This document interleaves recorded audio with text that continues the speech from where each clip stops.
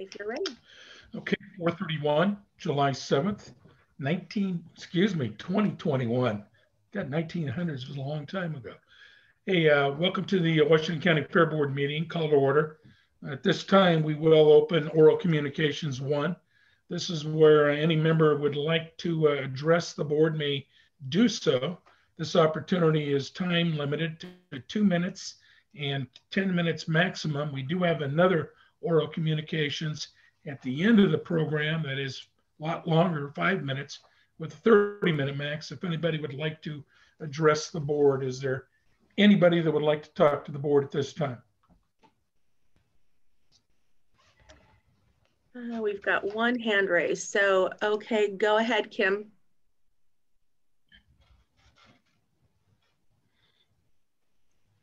Kim, go ahead. Can you hear me at all? We can hear you. Okay. Move that because it's in the way of the mic. My name is Kim Larson-Daker, and I am a resident in rural Washington County. I'm a horse trainer and own a small farm in Gales Creek. I'm here today because with the recent wildfires that have affected both our county and those counties around us last year, it has occurred to me that there's no plan for the rural residents of Washington County who have livestock and horses when a natural disaster like a wildfire hits our area.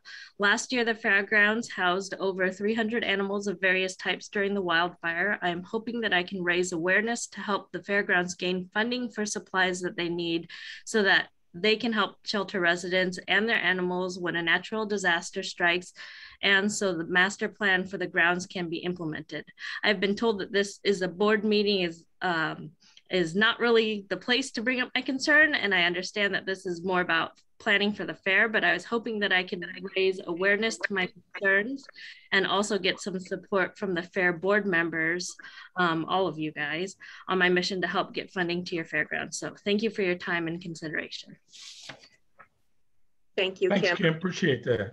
I just want to point out that Kim was an excellent volunteer last year during the fire wildlife evacuation, or the livestock evacuations that we had on the fairgrounds. Kim was there every day helping. She was absolutely wonderful, and it really opened her eyes to the need for Washington County to have a place to evacuate livestock to. So she has been great about asking a lot of questions, and her new mission is to ensure that the fairgrounds has what we need to ensure that livestock has a place to be evacuated to. And we do really appreciate your interest, Kim. So thank you for your time today. Perfect. With that, I know we do not have minutes to the June meeting because of staffing. Yeah, that's understandable in there. But I do have one question, Leah, based on previous minutes. We did talk about House Bill 3173 regarding fair funding bill. Do you know the results of that? So I do know the results of that for the most part. So the fair funding that we get, which is the $53,000 that we get traditionally every year, has been reauthorized. So we are getting that, the bill to remove the cap, so we would get more funding other than the $53,000 did not pass. So but we are at least still getting the $53,000 for the fair this year. And just as a reminder, in 2020, the state legislature had removed that $53,000 of funding for all fairs in Oregon. And then during COVID, they reauthorized it temporarily, and then it's been continued to be reauthorized for this coming fiscal year as well. Okay, perfect. Then we'll move on. If there is no other questions regarding existing items on the minutes, previous minutes. I'll move for approval. Okay. I don't have any minutes presented, so don't worry about approving or talking about them too much at this point. I do just want to mention that hopefully at your September meeting, I will have the minutes from the last few meetings that we've had typed up for and submitted, so you can review them and consider for approval. We just, are very short staffed right now, so we don't have anybody to type up the minutes, but we just had our new business person, our business associate, start this last week. So that will be one of her new missions after the fair, is to get all those minutes caught up. However, I do want to point out that these Zoom meetings are recorded, and Lisa does put the recordings on the Fair Board's webpage so people can go back and review. So in the absence of minutes, at least we have the recordings for people to go back and review if needed. I guess that's what happens when I'm in too many meetings. I was thinking about minutes to another meeting. Yep, I totally get it. We all have Zoom meeting fatigue. Perfect. Let's move on to financials then. So looking the financials are in your packet. There should be no real surprises in there. Those are through May 31st. So just the typical bills that we're paying every month and our staffing costs. When you start seeing the June financials is when you'll start to see some costs associated with the fair popping in. But right now the May financials are fairly status quo. Okay, perfect. And we need approval of those. We do. Can I get a motion for approval? Motion to approve. I'll second it. Can we get a second? Yes, this is Andy. I'll second it. Second. Beautiful. Okay, then all in favor? Aye. Anybody opposed? Seeing none, we'll move on to the education fund report. Bob, you have anything on that?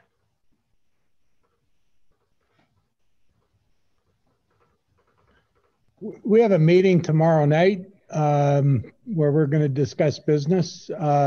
Standing by and waiting to see if there's a request for any funds from us, basically is where we're at right now. And of course, there's ongoing planning for next year to raise funds. But we do have some money, and we've had that we can help the 4-H if they need it. All we need is a request for that. And Leah, anything on the FAC report? There's nothing to update. We haven't had a FAC meeting recently. Okay, then we'll just move on to old business. We'll go into county fair report for 2021.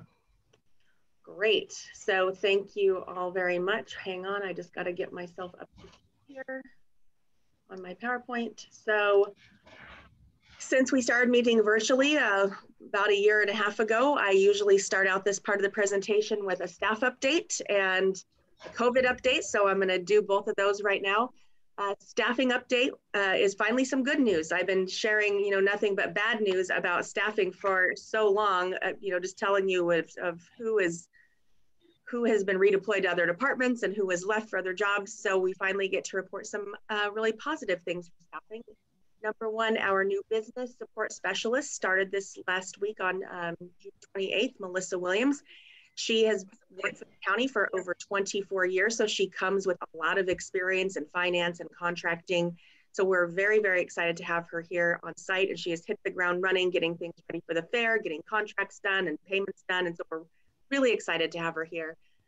2 of our general services aides that are permanent year-round employees started this morning. We're very pleased to have them here. They are currently assisting with the move-in and the setup of tables and chairs for our Gem Fair that moved in today. And they will also be assisting with the county fair. We are hiring 2 more general service aides, and those recruitments are in process right now. And then our event services coordinator will be, the recruitment is in process. So we'll be having somebody start as an event services coordinator, and they will have a role in next year's county fair. So we're excited to have some new people on board. I also want to give you an update about just what staff will be helping for the fair this year. So we always have some temp staff, and so some of these names shouldn't be surprising to you because none of them are new. We have Steve Volstek returning as our head of security. We have Dan Larkin returning as our parking services director. We have Marva Adams returning for the 32nd year as our cash office manager. And we have Pat Wood back for being the entertainment director this year as well. Hold on, I'm just checking our attendees to see if anybody new has popped on because we haven't seen Jerry yet. We have some paid service groups like we do every year. I want to just let you know who they were. We have Faith Bible Christian School is going to be doing our parking services this year. That's just the directing of the parking people, pointing and telling you where to go and park in the parking lots. We have the Hillsborough High School Leadership Program returning for, I think, the 7th year for garbage and recycling. They are a fantastic group, and they have been with us for a long time. And we have ice sales. We have a new group, which is Cockatoo, Oregon. They are out of Portland, and they are an African arts and education organization. So we're thrilled to have them on board doing ice sales for us this year. That's a new group for us. And then our gate greeters are the Century High School baseball and football team. And they've been with us for several years as well. So we're happy to have them with us this year. They are all very happy. As you probably know, we have these paid service groups do work for us in exchange for a donation to their program.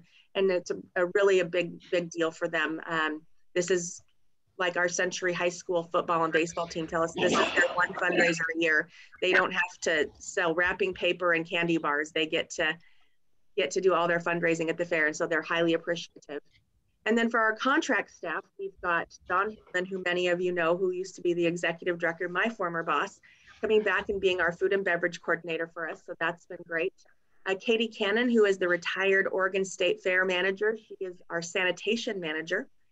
And Deb Wheelbarger, who actually is the volunteer coordinator and customer service manager at the Oregon State Fair, agreed to come and help us out this year. And we might want to keep her because she's done an amazing job. And then Bob O'Loughlin is our commercial vendor salesperson who operates on a commission, and he's been doing great as well.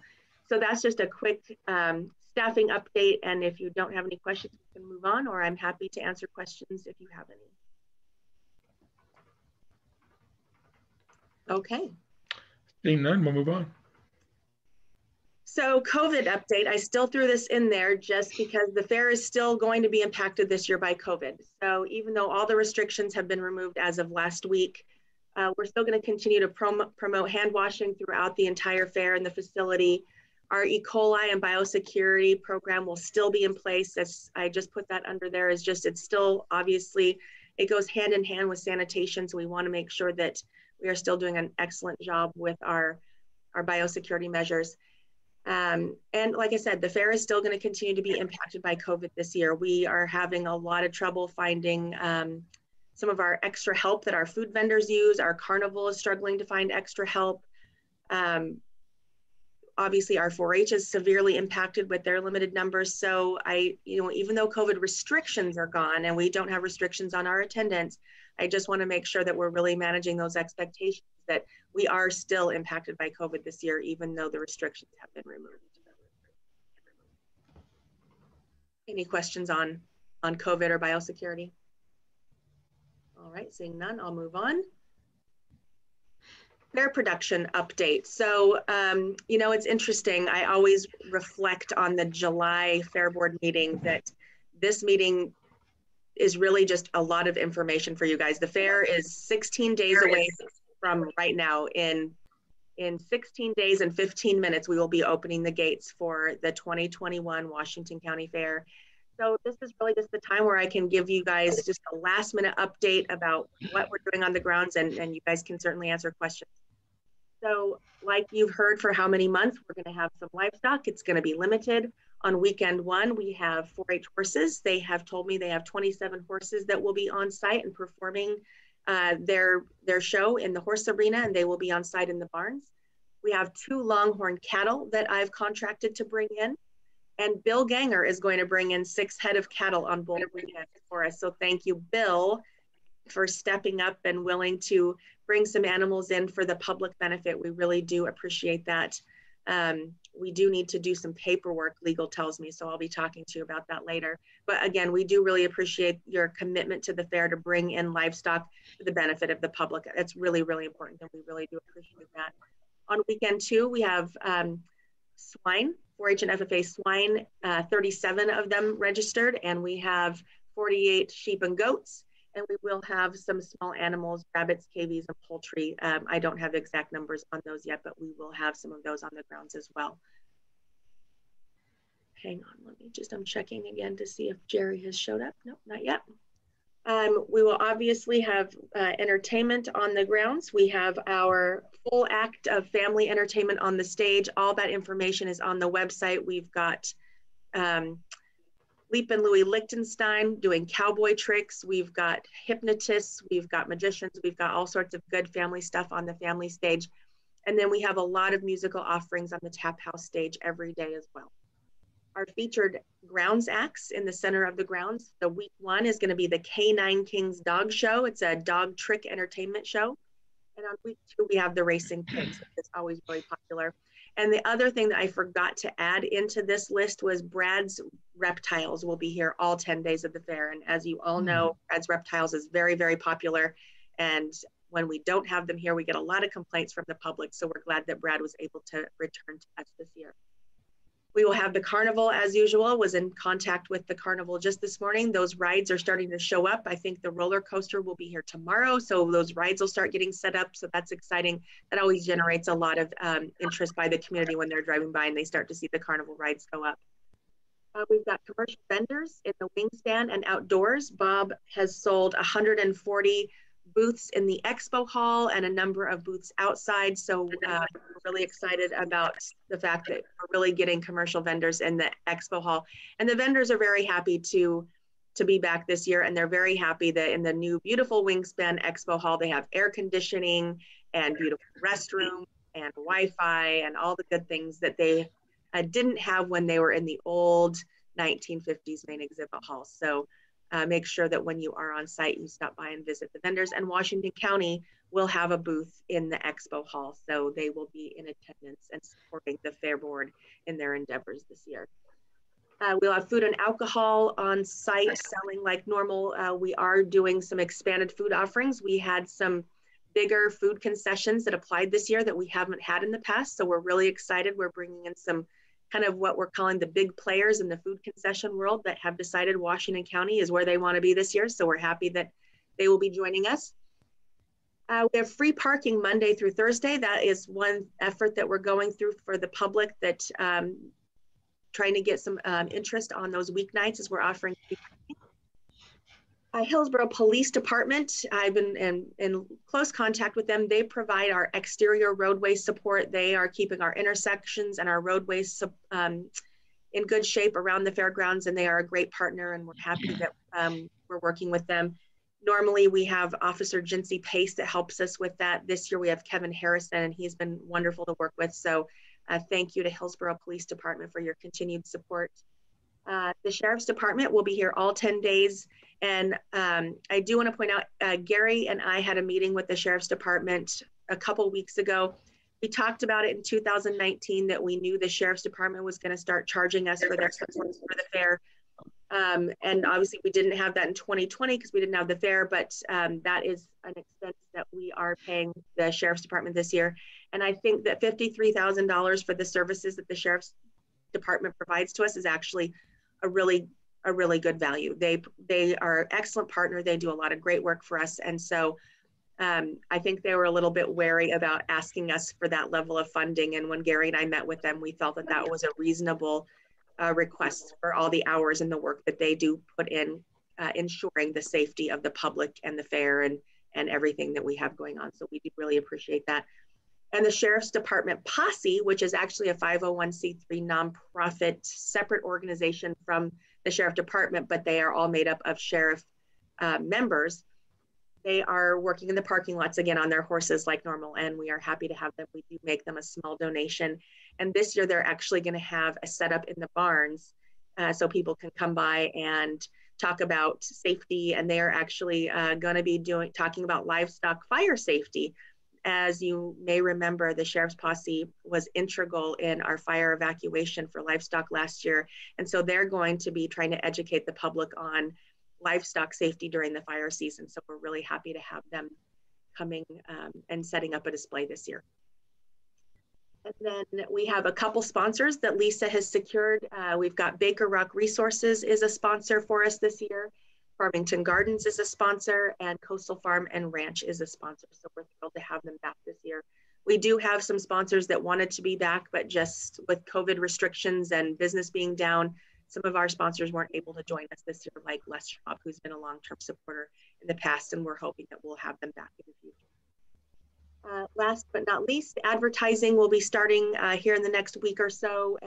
Lisa's working diligently with our local media partners to get some digital advertising and social media going. Social media will be beginning this week, and then you'll start seeing some of our digital advertising out in the world here coming up shortly, and we'll be hitting it really hard so people are ready for the fair.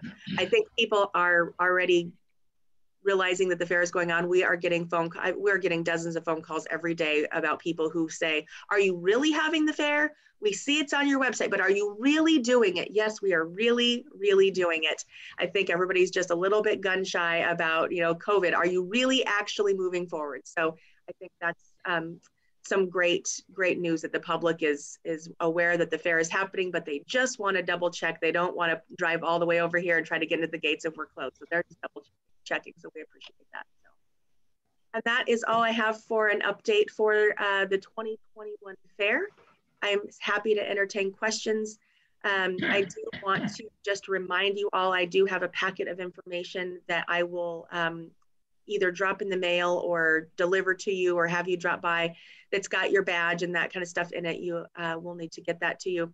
And just as another reminder, if you guys have questions during the fair, please always reach out to me. You all have my cell phone number, and I'm happy to get questions answered. I see AJ's got a hand up. Oh, go ahead. Yeah. So Leah, the question is like, so do we still have the restrictions on the number of people being admitted into the fair, or there's no restrictions? No, there's no restrictions anymore. Okay. Bob, you have a question?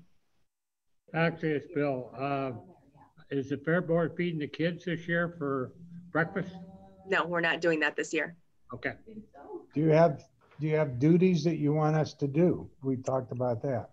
I do. I'm going to send you all of that in a separate email. I've got, I really have some things that I do want you to do. People I want you to talk to, people I want you to thank. So I will send you that list in a separate email. Perfect. Thank you. Thank you. Yep. David, did you have a question? It was about feeding the kids and you answered that. Okay, great. Gary, question? Yeah, I do. Parking lot across the street used to be dirt and grass. Do we have dead grass there? And if so, is it going to be cut? We do have dirt and dead grass, and it is cut right now, and it will continue to be cut. We'll cut it right before the fair, and then we'll stripe it. Right on. Yep. Any other questions? So that is a perfect idea. Looks like AJ. Yeah, sorry. So I think it's more of a question in terms of like the past events. So did we ever give incentives for people taking the TriMet to get to the fair, or? Do we do what? Like, did we give any incentives to people who took TriMet to the fair instead of parking their cars? No, we don't. We have a lot of people that take TriMet already, and TriMet is a great partner with us. We've talked to them about providing discounts and things like that, and it's just not something that they're interested in doing. But they do actually add extra trains during the fair. So they've got more regular schedules, and they do a lot more train schedules that come during the fair to get people here. Cool. Thank you. Bob or Bill? Gary and I will still be available as experts in showing cows. I don't know if you all know this, but we got blue ribbons last year, and I don't like to bring it up very often, but yeah, Gary and I will be working with Bill again. They hit you if they want purple ones this time. Fantastic. David? Yeah, is there the golf carts being offered this year at all? In the parking lots? Yeah. No, that was a huge liability, and our risk department is not going to allow us to do that. While it was a great service and the public loved it, there was several accidents in the parking lot as a result of the golf cart service, so that's not something that we could do anymore.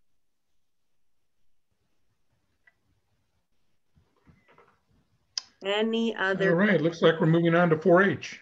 All right, and I see Pat Willis is on, and he is set as a panelist, so go ahead, Pat. Great, good to see all you again. Let's see, lots of advancements since our last meeting. Leah talked about the numbers some. There's actually more animals on site than kids this year, which I think probably usually that way. But we have 75 kids that are bringing animals. Horse and rabbits will be on the first weekend.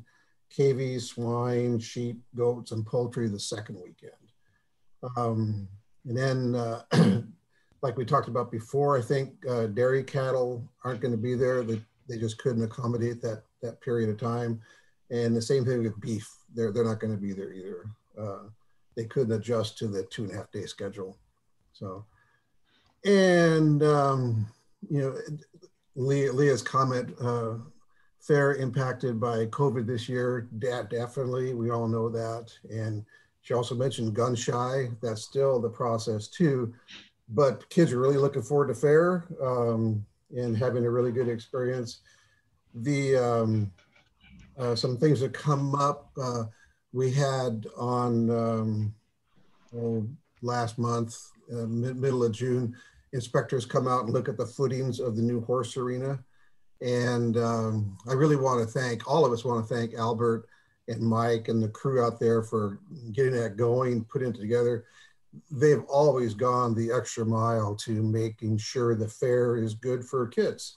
And that's my focus of all the fair. So I really need to thank them big time for all that extra work and the work they keep going on during the fair too, to keep all the barns and especially the main arena going. But the inspectors looked at the arena and the footing isn't the judges say the footing is not appropriate for kind of high-speed turns and things like that. It's a really good all-weather footing for all year round, but it gets really dry in the summer like this, and it's too slippery for horses to do that. They could do the other walk trot type things.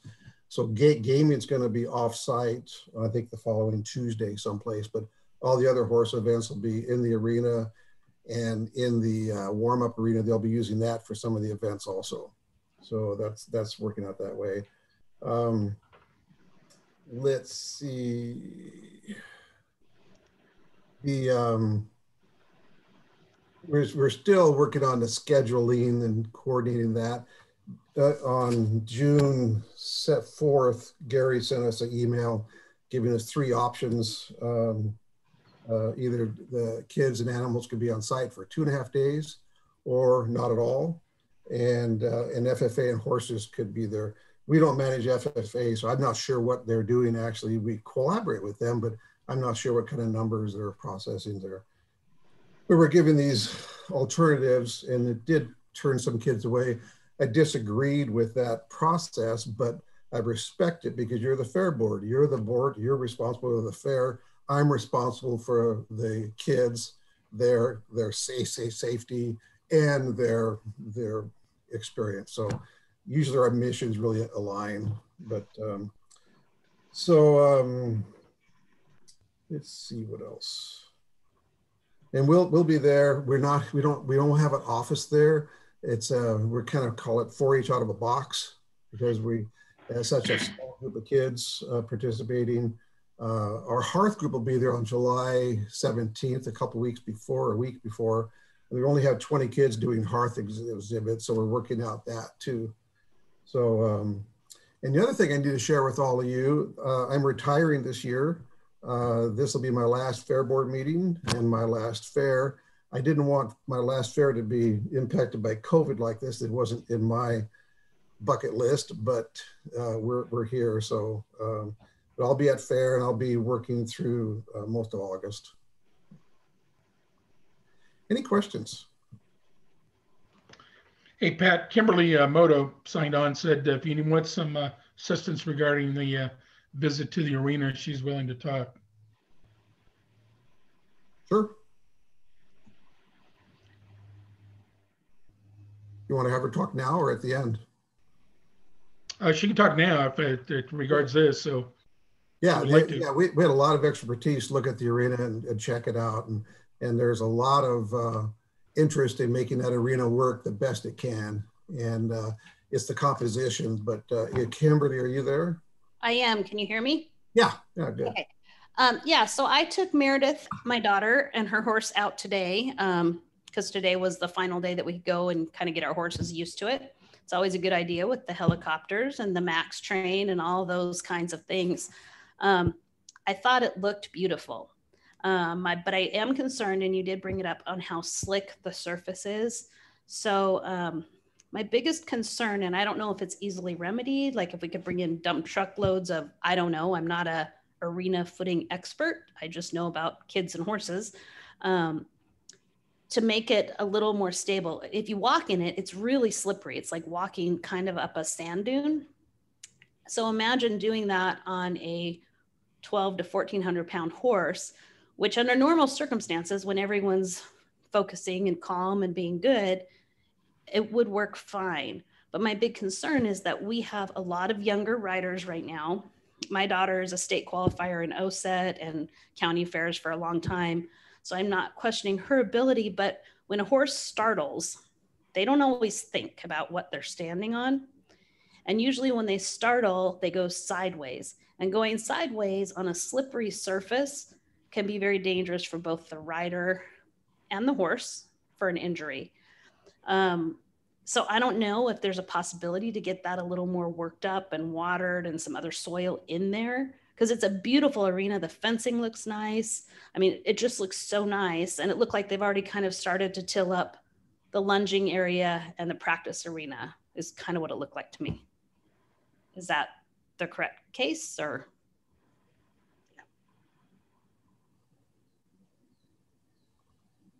Andy's got a hand up.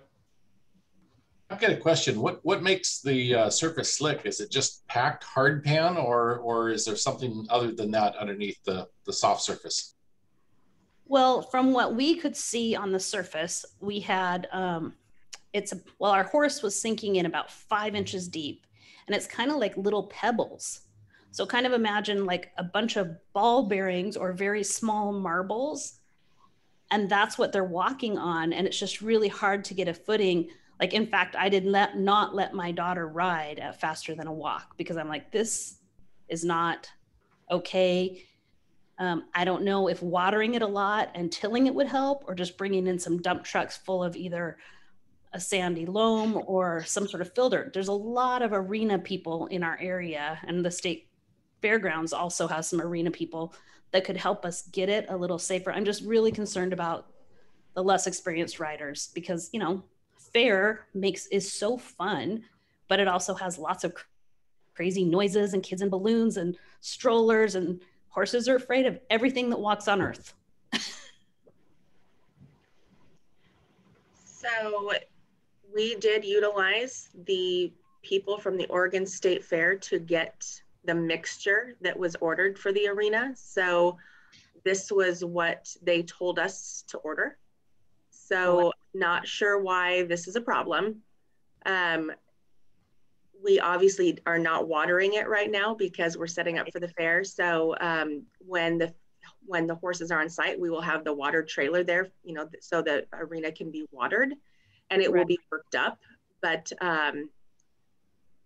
other than that, again, this is the mixture that we were told was needed. That and then they ordered it from Knife River. We got the mixture from the mixture, and they called it, it's basically rock that's angled sand. It's an angled sand is what it is. So and that was the mixture, that the recipe that they got from Knife River. We got that recipe and gave it to Baker Rock, and that's what they created for us, which is what was installed in the arena at the State Fair's recommendation. So it's so baffling, because my daughter's gone to State Fair every year, and the footing is completely different. I'm sure it drains really great from the rain, but it's just, I mean, if you go out and walk on it, it's kind of unstable and slippery for. Yeah, and the arena at the State Fair is an indoor arena, and this is an outdoor arena, and that's why they had both. Yeah. So this is what they said that we needed for an outdoor arena, to ensure that then it wasn't hard packed mud. And you know, when we had the judges and some of the 4-H horse superintendents out looking at the arena, they talked about, you know, sandy loam being added, and several of them said, well, then that would, you know, cause another problem. It would then make it muddy, and then it would be difficult with water. So if we added dirt for one, it would then be a problem for the other. So that's why I think that this was a very balanced mixture that's probably good for most people, because nothing's going to be perfect for everybody. That's how the old arena was, is, you know, it was too dirty, it was too hard, it wasn't sandy enough, it wasn't soft enough, or there was, you know, we always had issues with the old arena as well. It was never perfect for everybody. Yeah, I felt like the old arena, like the only problems that my daughter ever had was, you know, we'd always have to go out there and pick out pieces of metal. I don't know if we did like crash them up derbies or something in there, but we did. I guess my other question would be, is this arena going to be used in the winter? I mean, is it going to be accessible to our 4-H groups or rented by shows? Because if we got, it is right, not, we could make money on that. Yeah, it is not, it's not a rental facility. When this was an interim 4-H horse arena until the master plan can be realized. So if you want to use it during the winter, we're not opposed to that, but I mean, it's outdoor and it rains. So that, you know, that's what we've got. So would you be open to allowing some dump trucks to come in with some other additives? Yeah, I'm certainly not opposed to that as well.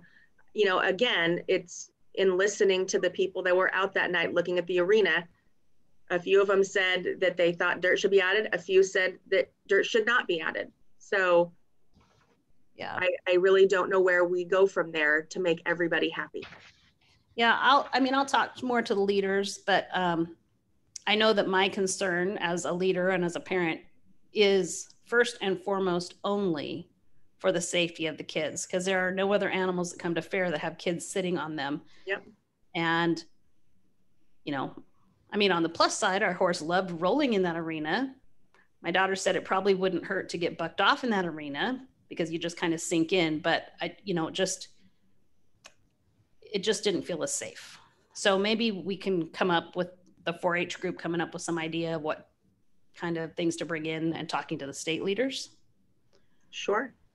I just do want to point out that we are 16 days away from the fair. So yes, we are. So if there's things that the horse people want to come up with, I am not opposed to that. The staff is not, you know, I can certainly be here as a resource and, you know, I can answer questions, but having our staff go and get dump trucks of dirt and you know, get them dumped in there and work it up, we just don't, because of COVID, we are decimated on staff right now. I've got 3 maintenance people. Right. Well, if we handled, I personally know someone who has said that they would use their dump trucks. They'd be happy to haul in. So it would just be a matter of, we would dump it. I don't know who would pay for it. And then Albert would till it in and work it all up together with the water, and maybe we can get a safer surface. I mean, I'm just, you know, when you go out and walk on it, I think most of the people here probably have been around animals, and you can probably see how it could be unsafe on a horse that's moving along at a pretty good clip. I mean, no one's galloping out there, but you know, they move pretty quickly, and safety is our biggest concern. I mean, it's beautiful, but we'd like it to be, you know, and I'll talk to the sheriff's posse. They've been riding out here and they told me that they thought it was wonderful. So again, you know, we're trying to be as much as we can be for as many people as possible, and not just say, okay, we're doing this just to ensure that gaming can be here, but now, you know, the posse's unhappy. So we do have a delicate balance for this arena. Right. I think we're totally fine moving gaming, because gaming is a very small percentage. Kimberly, hold on. We're going to interrupt here. This is getting a little bit out of hand. If it's inconsistent right now, get an answer from the horse people. We'll work on it. But again, we're going to mute you right now. This is an issue that should be taken separately aside. Sidebar it. Perfect. Thanks, Kimberly. We do have one question that did come up, Leanne. It was regarding Sherry Crick. She asked about parking accommodations for the 4-H kids. Oh, yeah. We have parking available. Will we have tickets or something on site or something like that? Yeah. I sent you that email today, Pat. When I sent you the camping registration. Oh, that's on there too. Okay. Well, I told you that I needed a list so we could provide you parking passes. Yeah.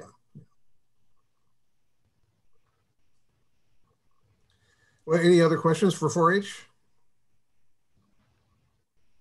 We wish we had a larger group, but next year, most people are looking forward to 2022 as kind of a get back in full steam.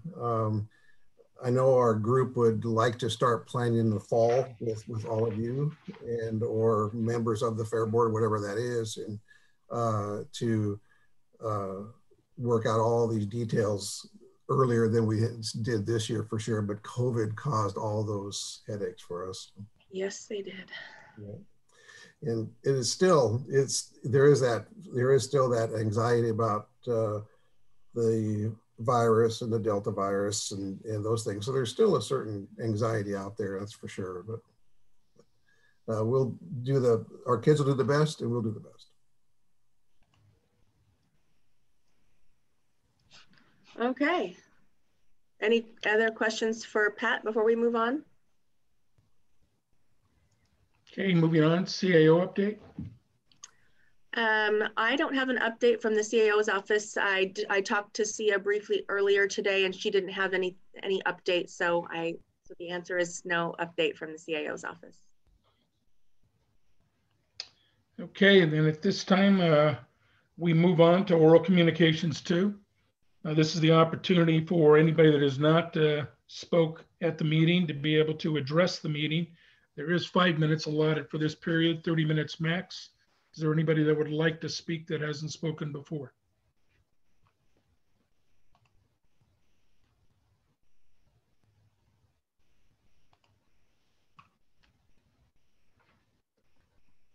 I don't see any hands. Nope, I got one hand Okay, up. with that. Hold on. I got a hand up. I got to figure out who it is. It's okay. Jan. Hang on. Oops. Go ahead, Jan. Okay, am I unmuted? I'm on my phone. Yep, you're unmuted. We can hear you. Okay, thank you.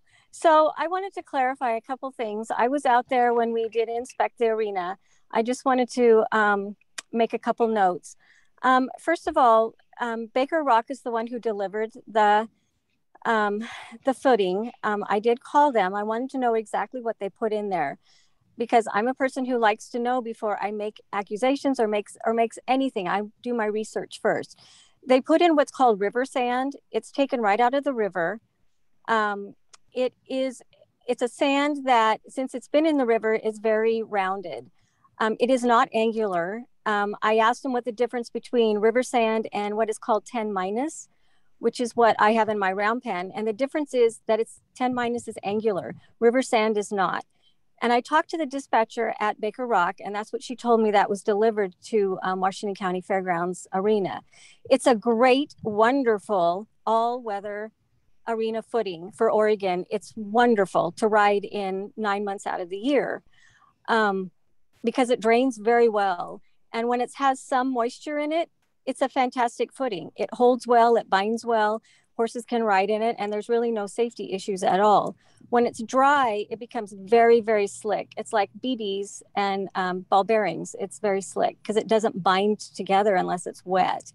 So that's an issue that, that first of all, we found out. And so we are not having gaming there, and our jumping is also not there because it's just not safe, according to our judge and a vet who was out there also that looked at it.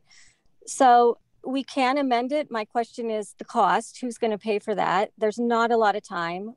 Albert and staff are extremely busy and pulled in so many different directions that I just can't imagine they've got the time to do this because they're trying to get the warm-up arena tilled and fenced and done. But the people that have gone out there to look at it, it's very slick, and it does need to be worked up. And I would like to see it done for 2022. We have a lot of time to do that. This year we are making adjustments. We will make it work. We want to be at fair. The kids want to be there.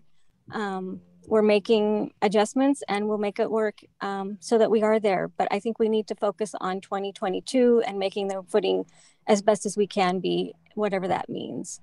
So that's kind of what my take on it and my experience with it. So thanks. Hey, Jen, I just want to comment. Thank you, Jen. I just wrote down what you said because we ordered the 10- angular sand from Baker Rock. And if that's not what they delivered, then they have to make that right. According to what I called Baker Rock and I said, I need to know the answers. And she took my message and then gave me, a dispatcher called me back and I said, can you please tell me what you delivered? And that's what she said. And I said, well, what's the difference between 10 minus, which is what I have in my round pen, and my horses go absolutely nuts and they're fine. Yeah. So yeah. that's, I would check with Baker Rocket to make sure. I will, because that was exactly what they told us, is that we needed the angled sand. Yeah. So okay, great. Good information. Thank you. Okay. So that's all I have to say. Thank you.